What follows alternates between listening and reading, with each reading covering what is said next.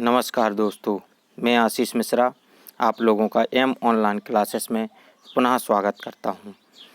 आपका परिवार am online classes में आज जानते हैं हम उत्तर प्रदेश के बारे में। प्रतियोगी परीक्षाओं की दृष्टि से महत्वपूर्ण प्रश्न, उत्तर प्रदेश का सामान्य ज्ञान जानते हैं, तो आप जवाब भी दे जाएं हमारे प्रश्नों के साथ में।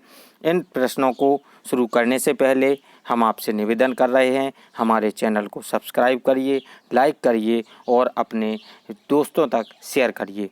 देखिए दोस्तों, एक 4 लाइनों के साथ में अपने प्रश्नों को शुरू करने जा रहा हूं। देखिए 4 लाइनें सुनिए। मुट्ठी भर दृढ़ संकल्प वाले लोग, मुट्ठी भर दृढ़ संकल्प वाले लोग जिनकी अपने लक्ष्य में दृढ़ आस्था है, वो इतिहास की धारा को बदल सकते हैं। इसी तरीके से दोस्तों, आपको भी अपने इतिहास की धारा को बदलना है। चलिए हम अपने पहले प्रश्न की ओर बढ़ रहे हैं, जो कि उत्तर प्रदेश से रिलेटेड है।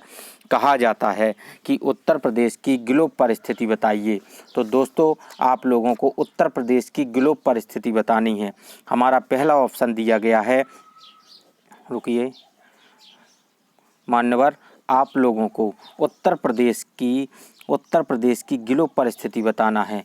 जैसे पहला ऑप्शन दिया गया है 23 अंश 52 मिनट 30 अंश 28 मिनट उत्तरी अक्षांश से तथा 77 अंश 3 मिनट 84 अंश 39 मिनट पूर्वी देशांतर के मध्य, या बी ऑप्शन है 4 मिनट से, यहाँ पर थोड़ा सा मिस्टेक हो गई है लगता, 8.4 था या कुछ और था, तो 4 मिनट 30 अंश 28 डिग्री उत्तरी अक्षांश से 70 अंश 4 मिनट से बी ऑप्शन दिया गया है। और सी ऑप्शन में दिया गया है, यह आपका जो सी ऑप्शन दिया गया है, इस तरीके से सी दिया गया है और डी भी दिया गया है।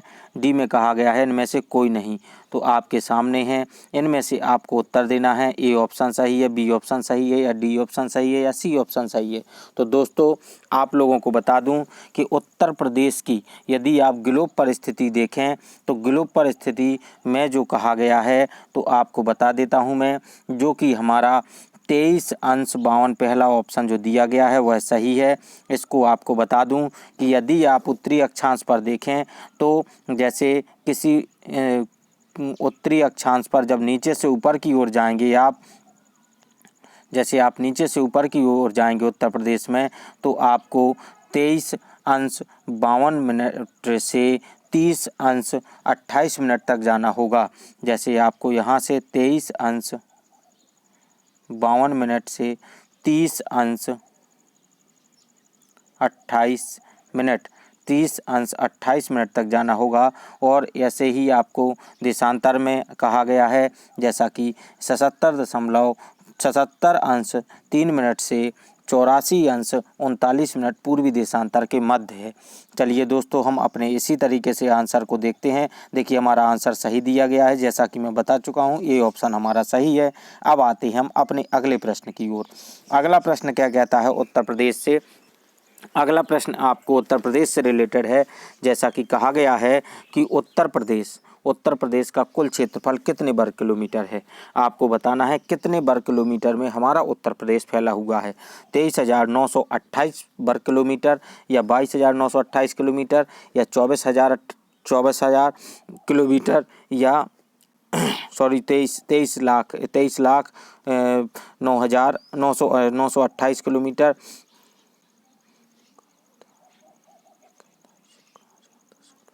2,30,928, या 2,20,928, या 2,40,000, या 2,40,928। तो आपको बता दूं दोस्तों, हमारा जो ऑप्शन है वह चौथा ऑप्शन सही है, जो कि 2,40,928 2,40,928 वर्ग किलोमीटर में हमारा उत्तर प्रदेश फैला हुआ है। वर्ग किलोमीटर में हमारा उत्तर प्रदेश फैला हुआ है, जो कि आपको बता दूं कि भारत की स्थिति के हिसाब से देखा जाए,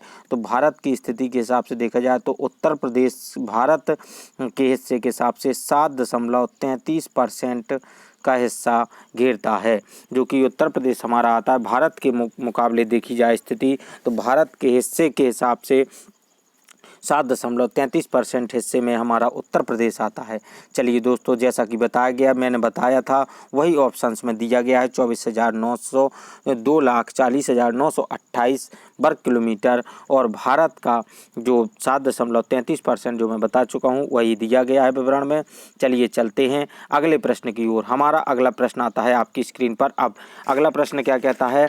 अगला प्रश्न कहता है कि उत्तर प्रदेश की पूर्व से पश्चिम की लंबाई और दक्षिण से उत्तर की चौड़ाई क्रमशः बताना है कि क्या होगी। तो आपको बता दूं दोस्तों, उत्तर प्रदेश की पूर्व से पश्चिम की लंबाई और दक्षिण से उत्तर की चौड़ाई क्या होगी। 650 से 240 किलोमीटर या 240 से 650 किलोमीटर या 750 से 230 किलोमीटर या फिर 230 से 750 किलोमीटर।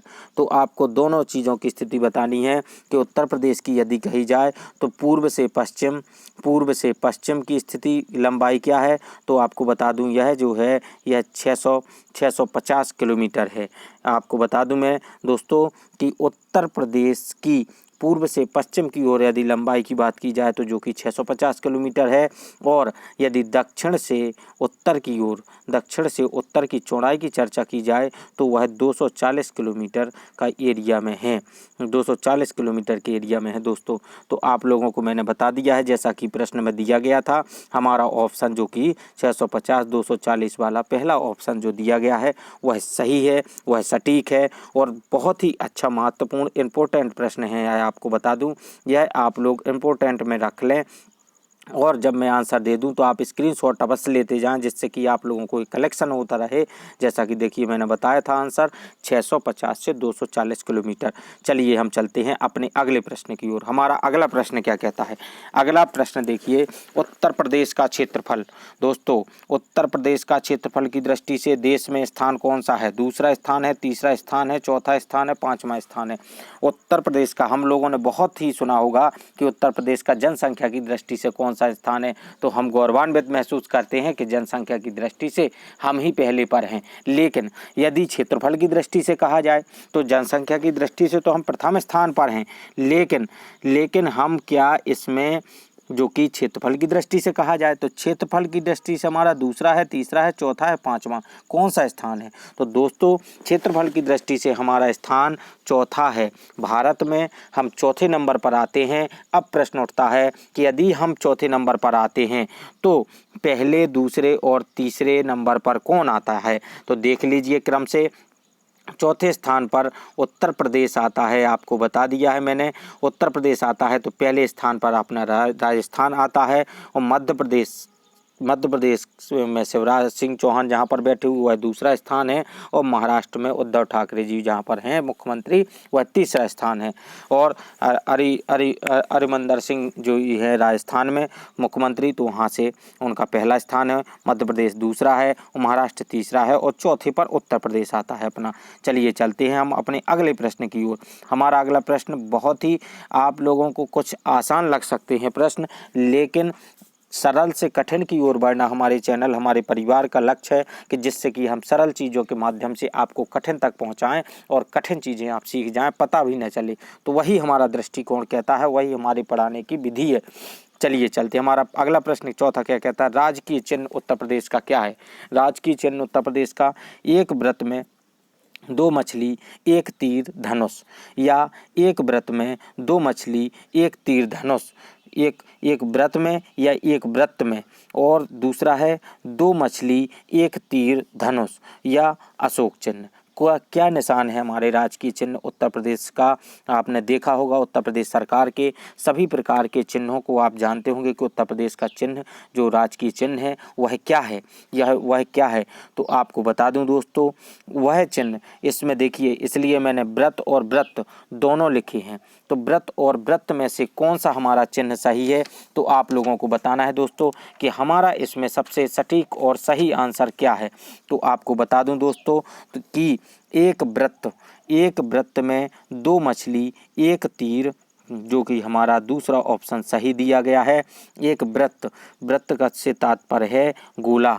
वृत्त के अंदर दो मछली बनी हुई हैं, एक तीर और एक धनुष बना हुआ है। यह हमारे उत्तर प्रदेश सरकार या उत्तर प्रदेश का राजकीय चिन्ह है, जो कि चिन्ह घोषित किया गया है। आपको बता दूं, यह चिन्ह, आपको एक जानकारी और दे दूं, यह चिन्ह जो है 1938 सन 1938 को याद रखें, यह चिन्ह सन 1938 में स्वीकृत हुआ था। इस चिन्ह को घोषित किया गया था, उसी समय मान लिया गया था उत्तर प्रदेश के लिए यह चिन्ह होगा, जो कि 1938 में माना गया था। यह भी प्रश्न आ सकता है, इसलिए इस छोटे प्रश्न के थ्रू दूसरी जानकारी देनी थी, इसलिए यह बता दी है आपको। और वृत्त में आप भ्रमित ना हो, क्योंकि वृत्त में ही दो मछली एक तीर धनुष होते हैं। चलिए दोस्तों, हम अपने प्रश्न के देखिए आंसर मैंने जैसा कि बताया है, इसमें वृत्त दिया गया है, सॉरी, इसमें वृत्त कर लेना, यह गलती हो गई है शायद टाइपराइटर महोदय द्वारा, तो यह वृत्त होगा यहाँ पर। देखिए, चलिए चलते हैं हम, जैसा कि मैंने आपको सही बताया है। हमारा अब आता है अगला प्रश्न। अगला प्रश्न क्या कहता है, उत्तर प्रदेश का राजकीय खेल क्या है। दोस्तों, उत्तर प्रदेश के राजकीय खेल के बारे में बताना है, कौन सा है, कबड्डी है, मलखम्ब है, खो खो है, हॉकी है। तो उत्तर प्रदेश का राजकीय खेल क्या है, चलिए दोस्तों बताते हैं। उत्तर प्रदेश का राजकीय खेल, आप भली भांति परिचित होंगे कि उत्तर प्रदेश का राजकीय खेल क्या है। उत्तर प्रदेश का राजकीय खेल हॉकी है। जैसा कि हमारा राष्ट्रीय भारत का खेल भी हॉकी है, इसी तरीके से उत्तर प्रदेश का भी राजकीय खेल हॉकी ही है। देखिए, आपको इसी के साथ में और कुछ प्रश्नों की जानकारी दे दूं, यदि, क्योंकि इस एक प्रश्न से मुझे सभी प्रश्न बता देने हैं, जो कि बहुत से कॉमन प्रश्न हैं, वह आपसे बनते हैं, लेकिन मुझे उन प्रश्नों से आपको जोड़ना जरूरी था, इसलिए मैंने बताना जरूरी समझा, जिससे कि आपको बता दिया कि राजकीय खेल की चर्चा हो तो आपको हॉकी लगा देना है। यह बहुत ही इम्पोर्टेंट को प्रश्न है और आ भी सकता है यह परीक्षा में। अब आते हैं हम अपने अगले बातों के ऊपर। देखिए, हमारा हॉकी जो दिया गया वह सही है, राइट आंसर है। अब हम अपने कुछ और सरल से प्रश्नों को आपको जोड़ करके बताते हैं। यदि चर्चा हो कि राजकीय पशु बताइए, यदि राजकीय पशु की चर्चा हो तो राजकीय पशु हमारा कौन सा है उत्तर प्रदेश का, तो आपको बता दूं, बारहसिंघा। बारहसिंघा आपने नाम सुना होगा, तो बारहसिंघा जो होता है वह उत्तर प्रदेश का राजकीय पशु है। यदि कहा जाए राजकीय, आप हमें राजकीय पक्षी की बताइए, चर्चा कीजिए, राजकीय पक्षी कौन होगा उत्तर प्रदेश का। उत्तर प्रदेश के राजकीय पक्षी की चर्चा करें तो यदि आपको कई जगह पर सारस लिखा मिल सकता है, सारस भी सही है, और दूसरा उसका नाम क्रोंच, क्रोंच भी इसको कहते हैं। यदि आपको क्रोंच भी लिखा मिल जाए तो यह भी राजकीय पक्षी सही है। आप लोग इसके स्क्रीनशॉट लेते जाएं। यदि मैं जो जानकारियां दे रहा हूं ये कॉमन चीज़ें हैं, शायद आपसे बनती भी होंगी, इसलिए मैंने इसको क्वेश्चन नहीं डाले हैं इसके। आपको दूसरा बता दें, यदि राजकीय वृक्ष की चर्चा हो तो आपको बता दूं मैं, राजकीय वृक्ष में आपको अशोक का पेड़ नाम सुना होगा, आपने देखा होगा, बड़े बड़े पत्ते होते हैं आम की तरह, और बड़े बड़े पत्ते होते हैं, यह छाया भी देता है और कई जगह पर अच्छी सुंदर आकृति दिखाने के लिए लगाए जाते हैं कई जगह पर, तो यह अशोक का पेड़ होगा। और अगला आ जाता है राजकीय पुष्प। यदि पुष्प की चर्चा हो तो राजकीय पुष्प की चर्चा हो तो आपको बता दूं, राजकीय पुष्प पलाश कहलाता है, जिसको आप टेसू भी कहते हैं, टेसू भी कहते हैं। यह आपको पता होगा कि यह छेवला के पेड़ में होता है। उत्तर प्रदेश में कई जगह पर उसको छेवला कहा जाता है। यह पलाश के जो फूल होते हैं यह गर्मियों के समय पर बहुत ही फूलते हैं, और यह जो घोषित किया गया, यह फूल पुष्प की घोषणा की गई जब से यह माना गया कि राजकीय पुष्प है यह हमारा, तो इसकी सन आपको बता देता हूँ, शायद आपके प्रश्न पत्र में आ जाए, तो 4 जनवरी दोस्तों, पलाश को जब घोषित किया गया राजकीय पुष्प के रूप में, तो आपको बता दूं वह दिनांक थी 4 जनवरी 2011। 4 जनवरी 2011 से पलाश को राजकीय पुष्प के रूप में मान लिया गया है। चलिए दोस्तों, अब इसी के साथ मैं अपने अगले प्रश्न की ओर चलता हूं। हमारा अगला प्रश्न आता है आपकी स्क्रीन पर। अब हमारा अगला प्रश्न क्या कहता है, उत्तर प्रदेश में द्वितीय राजकीय भाषा के रूप में उर्दू को मान्यता दी गई, कब दी गई, यह आपको बताना है। यह बहुत ही अच्छा प्रश्न है। उत्तर प्रदेश में द्वितीय भाषा के रूप में उर्दू को मान्यता कब दी गई? 1987 में, 1988 में, 1989 में, 1990 में। आपको इसका उत्तर सही देना है। आपको बता दूं, मैं उत्तर देने के लिए मैं तैयार बैठा हूं। चलिए दोस्तों, इसके ऑप्शंस को देख लिया होगा आपने। 1987, 1988, 1989। यह बहुत ही महत्वपूर्ण प्रश्न है। यह आपकी परीक्षा में इस बार संभवतः आएगा ही। आप किसी भी प्रतियोगी परीक्षा में उत्तर प्रदेश स्तर की में बैठ रहे हो तो यह आपका बहुत ही महत्वपूर्ण प्रश्न है, क्योंकि यह आपकी यूपी पुलिस हो चाहे लेखपाल हो, यह आएगा ही, क्योंकि यह बहुत ही महत्वपूर्ण प्रश्न है और कई परीक्षाओं में पूछा भी जा चुका है और इस बार आने की संभावना पूर्णता है। तो आपको बता दूं, द्वितीय राजकीय भाषा के रूप में उर्दू को मान्यता दी गई थी। वह सन 1989। 1989 में उर्दू को राजकीय भाषा के रूप में स्वीकार कर लिया गया था। जबकि प्रथम राजकीय भाषा की यदि घोषणा कही जाए तो प्रथम राजकीय भाषा की यदि कोई चर्चा करता है कि प्रथम राजकीय भाषा कौन सी होगी, तो आप भली भांति परिचित होंगे। प्रथम राजकीय भाषा हमारी हिंदी देवनागरी लिपि में जो लिखी जाती है वह है। इसको यदि राजकीय भाषा की घोषणा की बात की जाए तो यह 1947 में ही इसकी घोषणा हो गई थी, जिसमें अक्टूबर माह में इसको राजकीय भाषा के रूप में अपना लिया गया था। लेकिन प्रथम राजकीय भाषा के रूप में अगर कहा जाए तो सभी कार्यालयों में जब इसको अनिवार्य किया गया, जब हिंदी को अनिवार्य किया गया तो वह दिनांक अलग है। यदि जब शासकीय सभी कार्यालयों में राजकीय भाषा हिंदी को प्रथम भाषा के रूप में स्वीकार किया गया, वह सन जो है 26 जनवरी 1968 को इसको प्रथम भाषा के रूप में अपना लिया गया और सभी कार्यालयों में इसको घोषित कर दिया गया कि आपको यही प्रथम भाषा मान करके आपको आवेदन लेने पड़ेंगे। चलिए देखिए, 1989 हमारा सही आंसर है इस प्रश्न का। अब आते हैं हम, जैसे कि चलिए इसी का प्रश्न आ चुका था, मैंने प्रश्न ना देख करके इसकी जानकारी दे दी। यह प्रश्न आप लोगों को बता दिया है मैंने पूर्व में।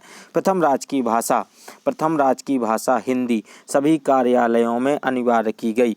कब अनिवार्य की गई यह आपको बताना है। 26 जनवरी 1968, 15 अगस्त 1968 या 2 अक्टूबर 1968 या अक्टूबर 1947। तो आपको बताना है इसमें हमारी राजकीय भाषा को सभी कार्यालयों में, जैसा कि मैं बता चुका हूँ पूर्व में, तो अक्टूबर जैसा कि मैं बता चुका हूं कि सभी कार्यालयों में जब मान्यता दी गई तो वह जो दिनांक थी वह 26 जनवरी 1968 थी। तो 26 जनवरी ये ऑप्शन हमारा इसमें सही होता है। यह सही है, जो कि मैं पूर्व में भी बता चुका हूं, यह हमारा सही उत्तर है। चलिए चलते हैं हम अपने अगले प्रश्न की ओर। देखिए हमारा उत्तर यही सही है, 26 जनवरी 1968। हमारा अगला प्रश्न आता है आपकी स्क्रीन पर। अब अगला प्रश्न उठता है, बहुत ही अच्छा प्रश्न है, बहुत ही महत्वपूर्ण प्रश्न है। वर्तमान विधानसभा में एंग्लो इंडियन की संख्या क्या है? एंग्लो इंडियन आपको बता दूं, यह हमारे विधानसभा में हो या लोकसभा में हो, इनकी संख्या निश्चित है, वही संख्या होती है। इसको मनोनीत किया जाता है, इनको तो मनोनीत के तय पर अनुसार इनको मनोनीत किया जाता है, ना कि यह किसी प्रकार से चुनाव लड़ करके आते हैं। यह अप्रत्यक्ष रूप से इनको चुन लिया जाता है। तो इनको चुनने में देखें तो इनको विधानसभा के स्तर पर, वर्तमान में विधानसभा की, चाहे उत्तर प्रदेश की कहें या अन्य राज्य की, तो कितने एंग्लो इंडियन है हमारे उत्तर प्रदेश में? अगर एंग्लो इंडियन की सीटों की चर्चा की जाए तो एंग्लो इंडियनों की संख्या कितनी है, यह प्रश्न है। तो एंग्लो इंडियन 1 है, 2 हैं, 3 हैं, 4 हैं, कितने सदस्य हैं?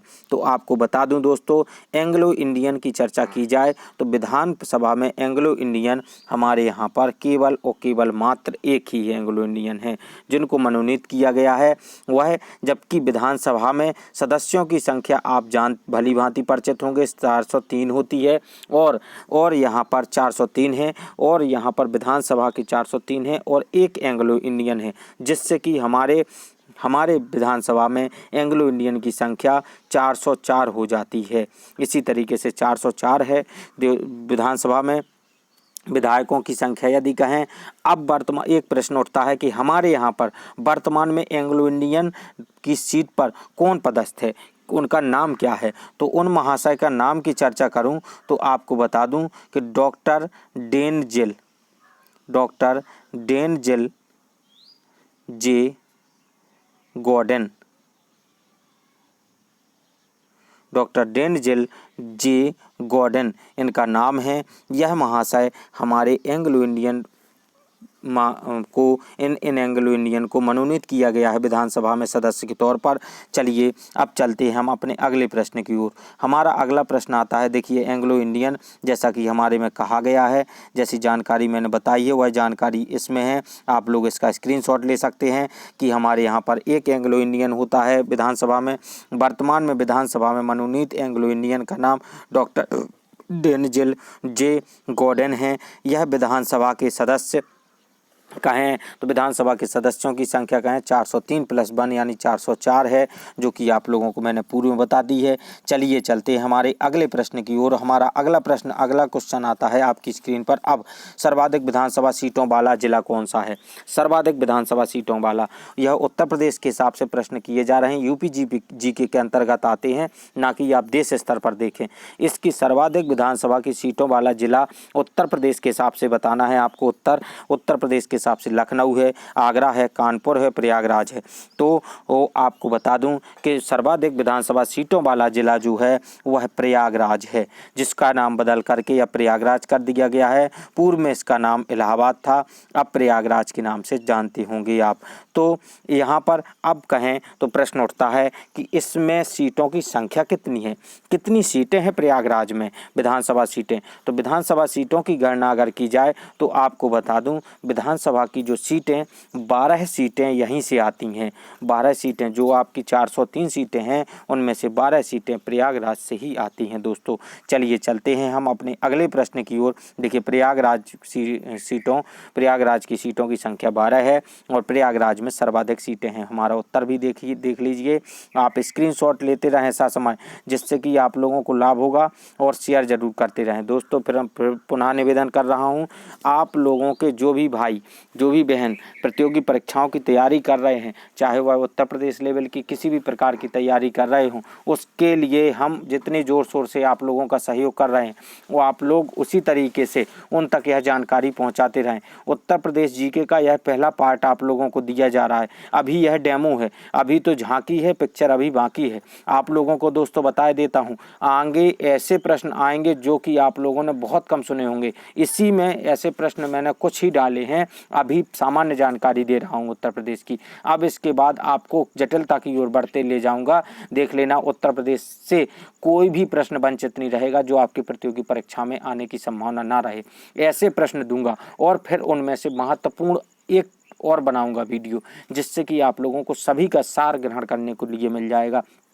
चलिए दोस्तों, हमारा अगला प्रश्न आता है आपकी स्क्रीन पर। अब वर्तमान में विधान परिषद सदस्यों की संख्या है, वर्तमान में विधान परिषद सदस्यों की संख्या 100 है, 105 है, 108 है, 115 है। आपको बताना है दोस्तों कि वर्तमान में विधान परिषद, आपको पता होगा कि हमारे यहाँ पर द्विसदनात्मक विधानमंडल है, जिसमें आप एक विधानसभा एक विधान परिषद, दूसरे प्रकार से आप कहें तो इसमें विधान परिषदों की संख्या पूछी गई है।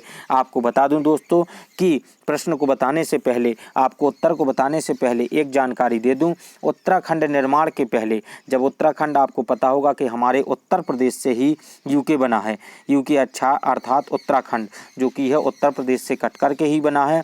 जब उत्तराखंड के निर्माण से पहले नवंबर 2000 के बाद उत्तराखंड का निर्माण हुआ। विधान परिषद के सदस्यों की यदि संख्या देखी जाए तो उस समय जो संख्या थी उत्तराखंड को जोड़ करके, तो हमारे यहाँ पर विधान परिषद के सदस्यों की संख्या 108 हुआ करती थी तब।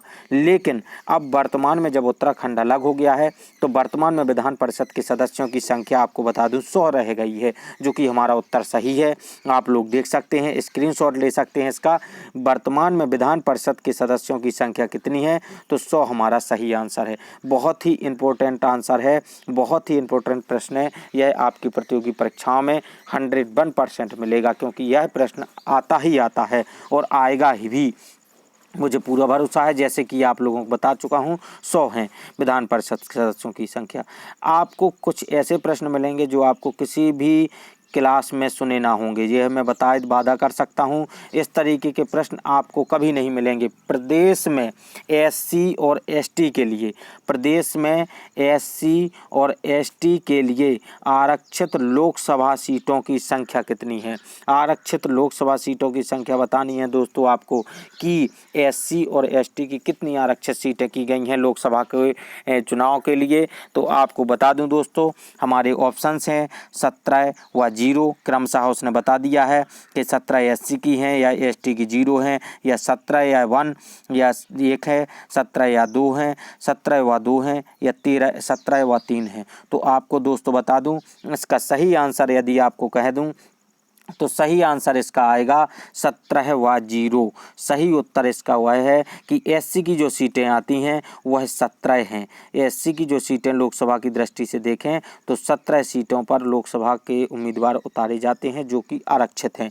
जबकि एसटी की यदि दृष्टि देखी जाए तो एसटी की सीटों की संख्या 0 है। एसटी को कोई भी सीट लोकसभा की उत्तर प्रदेश में आरक्षित नहीं है, क्योंकि एसटी जनजाति बहुत कम है। जबकि विधानसभा में आपको बताऊंगा, आगे प्रश्न आएगा, विधानसभा में कुछ सीटें हैं। तो चलिए हम चलते हैं। जैसा कि मैंने बताया 17 और 0 जो कि क्रमशः बताया गया है कि एससी की 17 और एसटी की 0 है। जैसा कि मैंने बता दिया है, यह उत्तर सही है। चलिए चलते हैं हमारे अगले प्रश्न की ओर। अगला प्रश्न देखिए हमारा आ गया। जैसा मैंने कहा था कि अगले प्रश्न में आपसे पूछ सकता हूँ। देखिए राज्य विधानसभा में एससी एसटी की आरक्षित सीटों की संख्या क्रमशः है। तो आपको इसमें एससी और एसटी की संख्या बतानी है कि कितनी है। तो आपको बता दूं दोस्तों, एससी की और एसटी की ऑप्शन में दिया गया 86 व 0, 86 व 1, 84 व 1, 84 व 2। तो आप लोगों को बताना है कि कितनी सीटों को आरक्षित किया गया है विधानसभा में। तो आपको बता दूं दोस्तों, विधानसभा में जो कि विधानसभा है हमारी उत्तर प्रदेश की, इसमें एससी की सीटें जो हैं वह 84 हैं। लेकिन एसटी की सीटों की गणना की जाए तो एसटी की जो आती हैं वह 2 ही विधानसभा सीटें हैं। 2 ही विधानसभा सीटें आती हैं, 84 आती हैं एससी की और एसटी की 2 ही सीटें आती हैं। चलिए दोस्तों, अब हम चलते हैं हम अपने अगले प्रश्न की ओर। हमारा अगला प्रश्न आपकी स्क्रीन पर आता है। अब देखिए यह उत्तर जो दिया गया है सही है। हमारा अगला प्रश्न आता है आपकी स्क्रीन पर। अब अगला प्रश्न पूछा जा सकता है, यह बहुत ही मोस्ट इम्पोर्टेंट प्रश्न है। राज्य एवं देश की प्रथम महिला राज्यपाल हमारे उत्तर प्रदेश से ही आती हैं। हमारे उत्तर प्रदेश ने ही शुरुआत की थी कि राज्यपाल के तौर पर एक महिला को आगे बढ़ाया गया, एक महिला को राज्यपाल बनाया गया। वह हमारे राज्य से शुरुआत हुई है, यह खुशी की बात है। सुचेता कृपलानी जी हैं, श्री सरोजनी नायडू जी हैं श्रीमती, और रोज मिलियन बेंथू जी हैं या मीरा कुमार हैं। तो आपको उनका नाम बताना है कि उनका क्या नाम है जो कि राज्यपाल के पद पर आसीन रहीं और जो कि प्रथम महिला राज्यपाल थीं देश की और हमारे राज्य की भी। तो आपको बता दूं दोस्तों, उनका नाम सरोजनी नायडू है, श्रीमती सरोजनी नायडू जी। यह बहुत ही महत्वपूर्ण प्रश्न है, बहुत ही अच्छा प्रश्न है। आप लोगों को हमेशा यह आता रहेगा। राज्य की व देश की प्रथम महिला राज्यपाल के नाम से देखा जाए तो कौन है? श्रीमती सरोजनी नायडू। चलिए चलते हैं हम अपने, देखिए हमारा उत्तर दिया गया है और उत्तर में कुछ विश्लेषण भी दिया गया है। उत्तर में सरोजिनी नायडू दिया गया है। सुचेता कृपलानी पहली महिला मुख्यमंत्री, रोज मिलियन, सुचेता कृपलानी जो थी वह पहली महिला मुख्यमंत्री थी जो कि हमारे उत्तर प्रदेश से ही हुई हैं।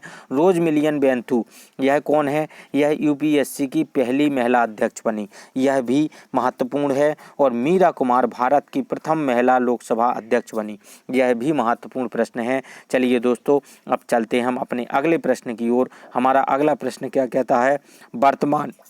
वर्तमान विधानसभा अध्यक्ष उत्तर प्रदेश कौन है? उत्तर प्रदेश के वर्तमान विधानसभा अध्यक्ष जो हैं वह कौन हैं? केसरीनाथ त्रिपाठी जी हैं या आत्माराम गोविंद खरे जी हैं या हृदय नारायण दीक्षित जी हैं या राजर्षि पुरुषोत्तम दास टंडन जी हैं। तो आपको दोस्तों यह बताना है कि इसमें जो प्रथम प्रथम हमारे वर्तमान में विधानसभा के अध्यक्ष कौन हैं, तो आपको बता दूं दोस्तों, वर्तमान में विधानसभा के अध्यक्ष कहा जाए तो आपको बता दूं इस ऑप्शन में सी, ऑप्शन सी पार्ट हमारा सही है, जो कि हृदय नारायण दीक्षित जी हैं, वर्तमान में पदस्थ हैं। यह 30/3/2017 को पदस्थ हुए थे। 30/3/2017 को इनको अध्यक्ष के तौर पर चुना गया था। तब से यह अभी तक भी अध्यक्ष, विधानसभा के अध्यक्ष हैं। 30/3/2017 से हृदय नारायण दीक्षित जी, जबकि इसमें जो नाम दिया गया है तो आत्माराम, श्री आत्माराम और गोविंद खरे जी और केसरीनाथ त्रिपाठी जी, यह दोनों लोग 3-3 बार तक दोनों लोग विधानसभा के अध्यक्ष रह चुके हैं। यह भी आपको एक जानकारी। सर्वाधिक बार में यदि प्रश्न उठता है कि सर्वाधिक बार विधान परिषद के सदस्य के तौर पर सभापति या अध्यक्ष के तौर पर कौन रहे हैं, तो वह सर्वाधिक के तौर पर आत्माराम गोविंद खरे जी और केसरीनाथ त्रिपाठी। और चौथा ऑप्शन जो दिया गया हमारे राजर्षि पुरुषोत्तम दास टंडन, यह हमारे उत्तर प्रदेश के प्रथम विधानसभा अध्यक्ष रहे। स्वतंत्रता के बाद जो हैं यह राजर्षि पुरुषोत्तम दास टंडन जी पहली बार यह विधानसभा पे जब विधानसभा अध्यक्ष थे तो यह प्रथम थे। आपको बता दूं हमारे ऑप्शन जो सही है हमारा, जो कि अभी वर्तमान में कौन विधानसभा अध्यक्ष हैं, तो हृदय नारायण दीक्षित जी हैं, ऑप्शन सही है। चलिए दोस्तों हम चलते हैं। देखिए हमारे उसमें जानकारी दी भी गई है कि हृदय नारायण दीक्षित जी हैं और राजर्षि पुरुषोत्तम दास टंडन स्वतंत्रता के बाद प्रथम विधानसभा अध्यक्ष थे। यह आप पॉइंट नोट डाउन कर लें। चलिए चलते हैं। हमारा अगला प्रश्न आता है, हरियाणा और उत्तर प्रदेश के बीच सीमा निर्धारक नदी है, वह कौन सी नदी है? गंगा, यमुना, बेतवा, चंबल। आप लोगों को दोस्तों बताना है कि हरियाणा और उत्तर प्रदेश के बीच में जो सीमा निर्धारक नदी है उस नदी का नाम क्या है? गंगा नदी है वह, या यमुना नदी है, या बेतवा है, या चंबल है? तो दोस्तों आप लोगों को इसका आंसर बताना है कि कौन सी नदी जो है हरियाणा और उत्तर प्रदेश के सीमा निर्धारण का काम करती है। वह नदी आपको बता दूं दोस्तों यमुना नदी है, जो कि सीमा निर्धारण का निर्धारक है। चलिए दोस्तों, सीमा का निर्धारण करती है दो राज्यों के बीच की। चलिए देखिए यमुना हमारा उत्तर सही है। हम अपने अगले प्रश्न की ओर चलते हैं। हमारा अगला प्रश्न आपकी स्क्रीन पर आ गया है। तीन तरफ से मध्य प्रदेश से घिरा हुआ उत्तर प्रदेश का वह जिला कौन सा है? चित्रकूट है, ललितपुर है, महोबा है, या बांदा है? आप लोगों को बताना है कि तो कोई भी जिला ऐसा है कि मान लो ऐसा जिला है लेकिन वह मध्य प्रदेश से घिरा हुआ है तीन ओर से, एक ओर केवल वह उत्तर प्रदेश से जुड़ा हुआ है जबकि तीन ओर से मध्य प्रदेश से घिरा हुआ है। वह जिला कौन सा है दोस्तों?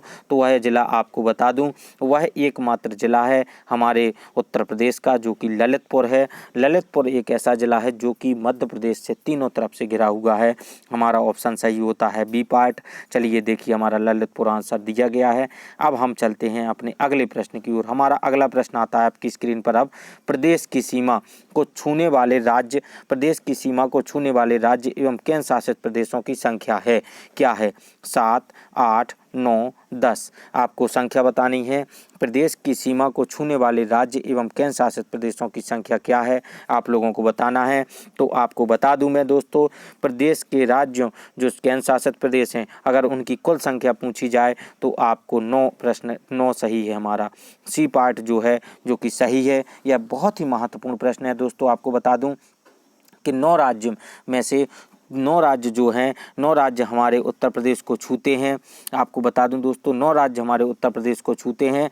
देखिए जिसमें से दिल्ली को अलग कर दें, दिल्ली केंद्र शासित प्रदेश है, जो कि केंद्र शासित प्रदेश की एक केंद्र शासित प्रदेश है जिसमें से 8 राज्य हैं। आपको बता दूं जो छूते हैं वो उसमें से 8 राज्य हैं और एक केंद्र शासित प्रदेश है जो दिल्ली है। उसके अलावा 8 राज्य छूते हैं इसको। तो 8 राज्यों की आप जानकारी समझते होंगे कि 8 राज्यों की यदि मैं बात करूं तो 8 राज्य वह कौन कौन से हैं, तो आपको बता देता हूं कि वह कौन कौन से 8 राज्य हैं जो कि हमारे उत्तर प्रदेश की सीमा को छूते हैं। और दिल्ली सहित अगर जोड़े जाएं तो 9 राज्य हैं। वह कौन कौन से राज्य हैं, तो आपको बता दूं दोस्तों, पहले नंबर पर हमारा बिहार आता है, बिहार के बाद झारखंड आता है, झारखंड के बाद छत्तीसगढ़, चलिए छत्तीसगढ़ के बाद मध्य प्रदेश चले जाइए, मध्य प्रदेश भी आता है, फिर आपका राजस्थान भी आता है, फिर आपका हरियाणा भी आता है, और आपका केंद्र शासित प्रदेश में दिल्ली भी आता है आपका, और हरियाणा भी आता है। इसके बाद हरियाणा हो गया, दिल्ली हो गया, आपको बता दूं दिल्ली हरियाणा हो गया। इसके बाद हिमाचल प्रदेश भी आपका आता है और उत्तराखंड भी आता है यूके, जो कि जुड़ा हुआ है उत्तराखंड। तो यह 8 राज्य और एक केंद्र शासित प्रदेश हैं जो कि हमारे उत्तर प्रदेश से जुड़े हुए हैं। और अंतर्राष्ट्रीय स्तर पे कहा जाए तो नेपाल हमारे उत्तर प्रदेश से जुड़ा हुआ है सीधे डायरेक्ट। चलिए दोस्तों, हमारा अगला प्रश्न देखिए, इसमें बताया भी है मैंने पॉइंट में, आप लोग इसको नोट डाउन कर सकते हैं, स्क्रीनशॉट ले सकते हैं। 8 राज्य, एक केंद्र शासित प्रदेश, उत्तराखंड, हिमाचल प्रदेश, हरियाणा, दिल्ली, राजस्थान, मध्य प्रदेश, छत्तीसगढ़, झारखंड, बिहार, यह सभी देखिए आप लोगों को ऑप्शंस बता दिए गए हैं। आप लोग स्क्रीनशॉट ले सकते हैं, इसका अच्छे तरीके से आप लोग स्क्रीनशॉट लेते रहें। चलिए अब चलते हैं हम अपने अगले प्रश्न की ओर। हमारा अगला प्रश्न क्या कहता है, प्रदेश में सर्वाधिक वर्षा वाला महीना। यदि प्रदेश के स्तर पर देखा जाए, उत्तर प्रदेश के स्तर पर, तो सर्वाधिक वर्षा वाला महीना कौन सा है? जून है, जुलाई है, अगस्त है, सितंबर है। तो आपको बताना है कि प्रदेश में सर्वाधिक वर्षा वाला महीना कहा जाता है, जो कि हमारे उत्तर प्रदेश में कहा जाता है, वह कौन सा महीना है? तो वह जुलाई है। जुलाई को सर्वाधिक वर्षा वाला महीना कहा जाता है दोस्तों। यह हमारे उत्तर प्रदेश के मौसम विभाग के द्वारा या भारत सरकार द्वारा भारत के मौसम विभाग द्वारा बताया गया है ये आकलन करके। यह अगले प्रश्न की ओर चलते हैं। अगला प्रश्न हमारा आपकी स्क्रीन पर है। नवीन वह प्राचीन जलोढ़ मृदा को जाना जाता है। नवीन वह लिख दिया है, नवीन वा लिखना था यहाँ पर, हाँ नहीं है दोस्तों। नवीन व प्राचीन जलोढ़ मृदा को नाम से जाना जाता है। उनके नाम बताना है आपको, बांगर या खादर या बांगर, काली व लाल या लाल व काली। तो वह मिट्टियों के नाम बताना है कि वह कौन सी मिट्टी है जिसको नवीन नाम से जाना जाता है, और वह कौन सी मिट्टी है जिसको प्राचीन जलोढ़ मृदा के नाम से जाना जाता है। नवीन जलोढ़ मृदा और प्राचीन जलोढ़ मृदा के नाम से जाना जाता है। तो दोस्तों आपको बता दूं, इसका जो ऑप्शन सही है वह आपको बता दूं, बी पार्ट इसका सही है। बी ऑप्शन इसका बहुत ही राइट है। और जिसमें कहा गया है कि खादर में कहा जाए तो नवीन, और बांगर जो कहलाती है वह प्राचीन जलोढ़ मृदा के अंतर्गत आती है। दोस्तों देखिए हमारे ऑप्शंस में दिया गया है और कुछ जानकारी भी दी गई है खादर और बांगर के बारे में। तो खादर और बांगर हमारा ऑप्शन सही है, बी पार्ट सही है। अब हम खादर मृदा को देखें तो स्थानीय भाषा में नई जलोढ़, बलुआ, मटियार, दोमट नाम कहा जाता है। दोमट भी कहा जाता है, बलुआ, मटियार भी इसको कहा जाता है। और बांगर मृदा को कहा जाए तो स्थानीय भाषा में क्या कहा जाता है? पुरानी जलोढ़, उपहार और दोमट आदि नाम से भी इसको भी जाना जाता है, बांगर को। चलिए दोस्तों हमारे अगले प्रश्न की ओर चलते हैं। हमारा अगला प्रश्न आपकी स्क्रीन पर आता है। अब हमारा अगला प्रश्न क्या कह रहा है? अगला प्रश्न कह रहा है कि मूंग, चीना और लोबिया। मूंग, चीना व लोबिया कौन सी फसलें हैं? रबी की फसलें हैं, खरीफ की फसलें हैं, जायद फसलें हैं, इनमें से कोई नहीं। आपको उत्तर बताना है कि मूंग, चीना और लोबिया कौन सी फसलें हैं दोस्तों। तो आपको बता दूं, मूंग, चीना और लोबिया जायद की फसल के अंतर्गत आते हैं, इनको जायद फसल कहा जाता है। चलिए दोस्तों देख लीजिए, ऑप्शंस हमारा दिया गया था, देखिए जायद हमारा सही है, जो कि आंसर मैं बता चुका हूँ। अब हम अपने अगले प्रश्न की ओर चल रहे हैं। दोस्तों आप लोग देखिए, हंस करके पढ़ते चलिए, क्योंकि यह लॉकडाउन का समय है, आपके पढ़ने का समय है। कोरोना नामक महामारी ने घेरा हुआ है विश्व को, वैश्विक स्तर पर इसकी कोई दवा नहीं बन पाई है वर्तमान में, और लॉकडाउन पर लॉकडाउन लगाया जा रहा है। और प्रतियोगी परीक्षाएं तो होंगी ही, कितनी भी समय निकल जाए, लेकिन इन लोगों को प्रतियोगी परीक्षाएं तो करानी ही होंगी, क्योंकि विभागों की वैकेंसीज खाली हैं।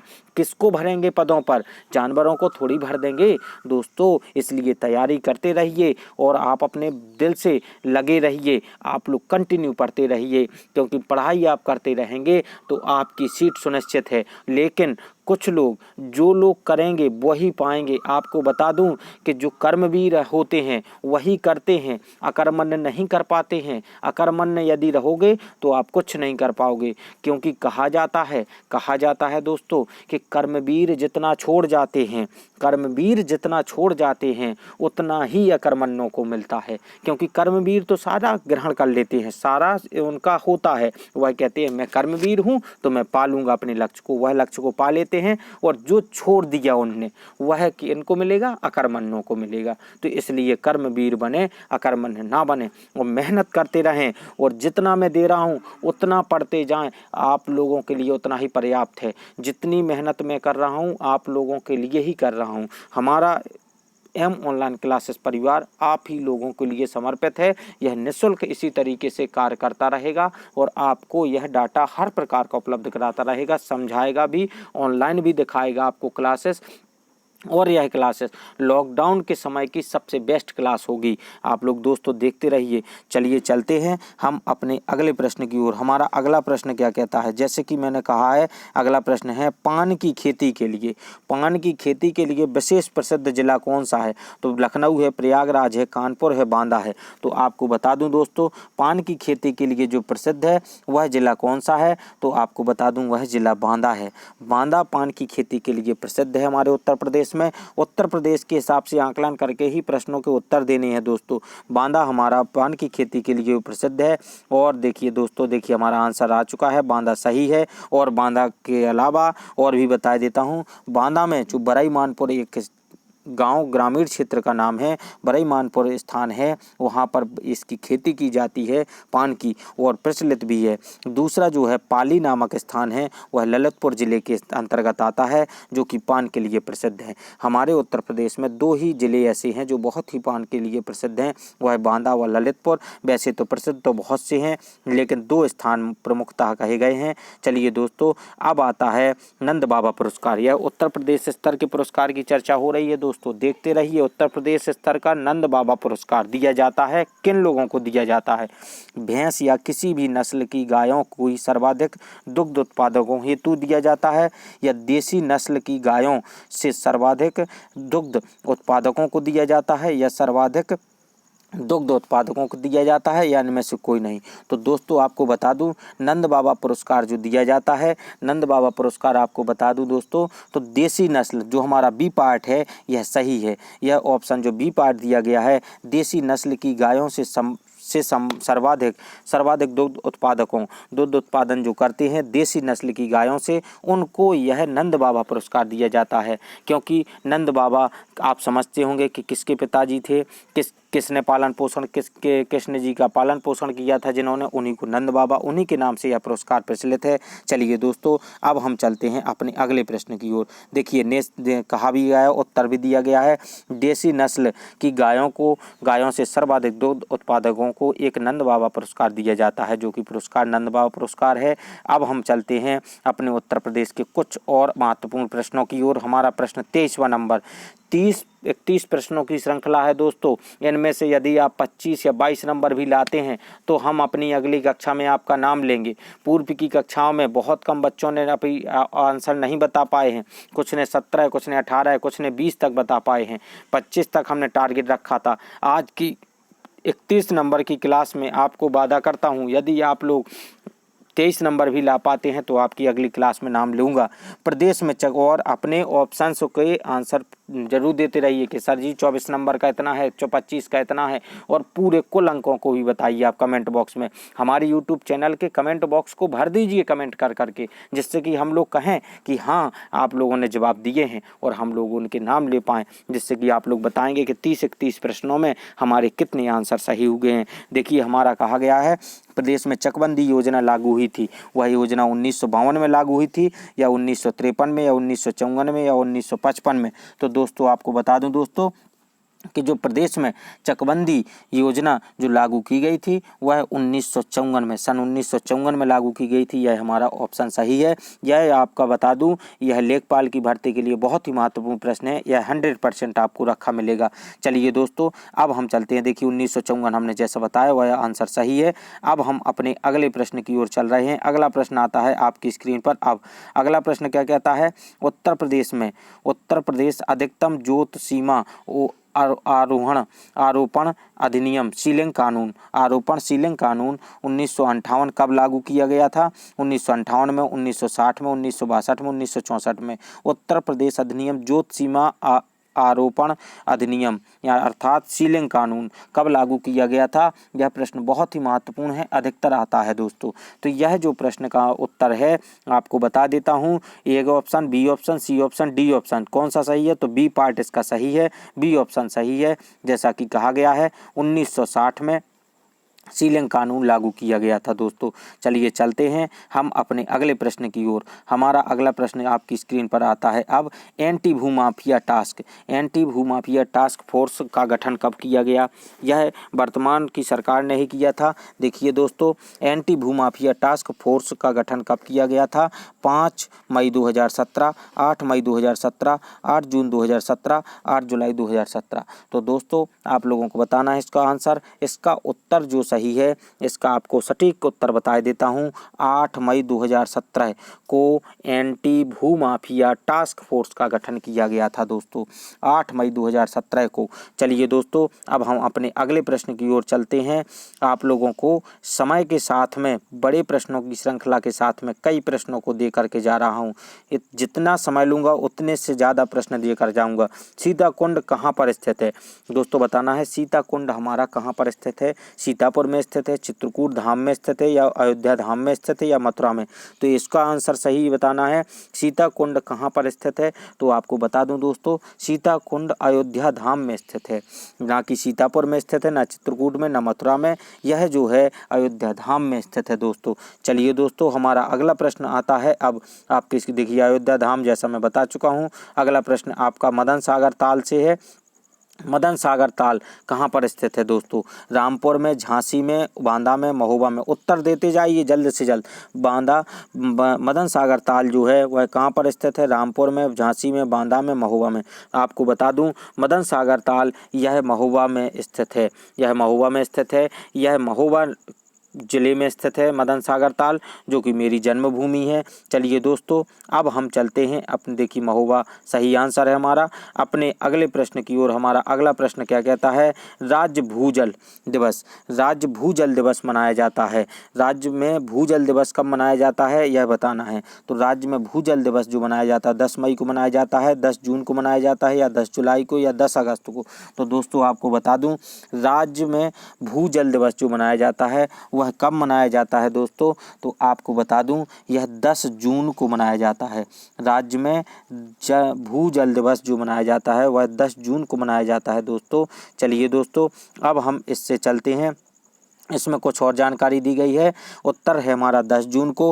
राज्य में भूजल सप्ताह मनाया जाता है 16 से 22 जुलाई। अगर भूजल सप्ताह की चर्चा की जाए, अगर प्रश्न उठता है कि भूजल सप्ताह कब मनाया जाता है, तो 16 से 22 जुलाई के बीच में मनाया जाता है भूजल दिवस, भूजल सप्ताह मनाया जाता है।